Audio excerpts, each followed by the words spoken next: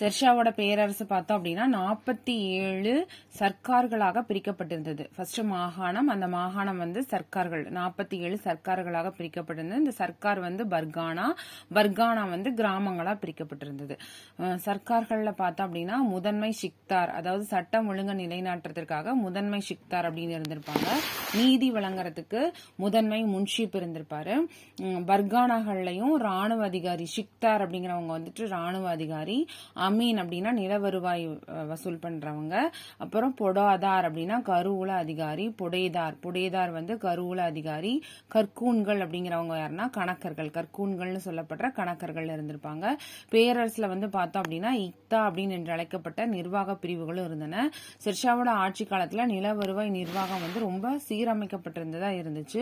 விளைநிலங்கள் அனைத்தும் நல்லவை, நடுத்தரமானவை, மோசமானவை என 3 வகையா பிரிக்கிறாங்க. சாதாரணமா சராசரி உற்பத்தியில 1/3 பங்கு நிலவரியா வசூலிக்கப்பட்டு இருந்துச்சு. அது வந்து பணமாகவோ அல்லது விளைபொருளாகவோ நிலவரி வந்து பெறப்பட்டுச்சு. ஷெர்ஷாவோட நிலவருவாய் சீர்திருத்தங்கள் பார்த்தோம் அப்படின்னா நாட்டின் வருவாய் வந்து பெருகியது. இந்த நிலவருவாய் சீர்திருத்தத்தினால நாட்டோட வருவாய் வந்து பெருகிருக்கு. தாம் என்ற புதிய வெள்ளி நாணயங்களை வந்து ஷெர்ஷா வந்து அறிமுகப்படுத்துறாரு. அவை 1835 ஆண்டு வரை கூட புழக்கத்துல இருந்துச்சு அப்படின்னு சொல்லப்படுது. அந்த ஷெர்ஷா அறிமுகப்படுத்தின தாம் அப்படிங்கிற வெள்ளி நாணயம் வந்து 1835 ஆண்டு வரைக்கும் புழக்கத்துல இருந்திருக்கு. 4 முக்கிய பெருவழிச்சாலைகளை அமைத்து போக்குவரத்து வசதிகளை வந்து ஷெர்ஷா மேம்படுத்தினாரு. சொனார்கன் அப்படின்னு முதல் சிந்து வரை ஒரு பெருவழிச்சாலை, ஆக்ரா முதல் புர்ஹாம்பூர் வரைக்கும், ஜோத்பூர் முதல் சித்தூர் வரை, லாகூர் முதல் முல்தான் வரை, இந்த 4 முக்கிய பெருவழிச்சாலைகளை வந்துட்டு ஷெர்ஷா வந்து அமைச்சிருப்பாரு.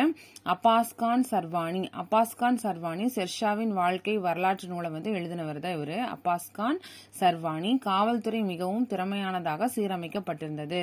ஷெர்ஷா பத்திய ஒரு மதிப்பீடு என்ன அப்படின்னு பார்த்தோம்னா, டெல்லிக்கு அருகில யமுனை நதியில ஷெர்ஷா வந்து ஒரு புதிய நகரத்தை வந்து நிர்மாணிக்கிறாரு. அதுல தற்போது புராண கிலா அப்படிங்கிற ஒரு பழைய கோட்டையும் அதில் உள்ள ஒரு மசூதி மட்டுமே இப்ப இருக்குது. சசாரத்துல ஒரு கல்லறை மாடத்தையும் வந்து அவர் கட்டியிருக்காரு. சோ இவர் என்ன பண்ணியிருக்காரு அப்படின்னா, டெல்லிக்கு அருகில யமுனை நதியில வந்து ஷெர்ஷா வந்து ஒரு புதிய நகரத்தையே நிர்மாணிச்சு அதுல புராண கிலா அப்படிங்கிற ஒரு கோட்டையை வந்து கட்டியிருக்காரு. இப்ப பார்த்தோம் அப்படின்னா அந்த கோட்டையும் ஒரு மசூதியும் மட்டும்தான் இருக்கு. அதே மாதிரி சசாரத்துல வந்து ஒரு கல்லறை மாடத்தையும் அவர் கட்டியிருக்காரு. அவரது ஆட்சி காலத்துல மாலிக் முகமது ஜெய்சி என்பவர் புகழ் வாய்ந்த இந்திய நூலான பத்மாவத் என்ற நூலை வந்து படைக்கிறாரு. யாரோட பீரியட்ல இந்த பத்மாவத் படைக்கப்படுது அப்படின்னா ஷெர்ஷா சூரியோட பீரியட்ல மாலிக் முகமது ஜெய்சி அப்படிங்கிற ஒரு ரைட்டர் தான் இந்த பத்மாவத் அப்படிங்கிற நூலை வந்து படைச்சிருக்காரு.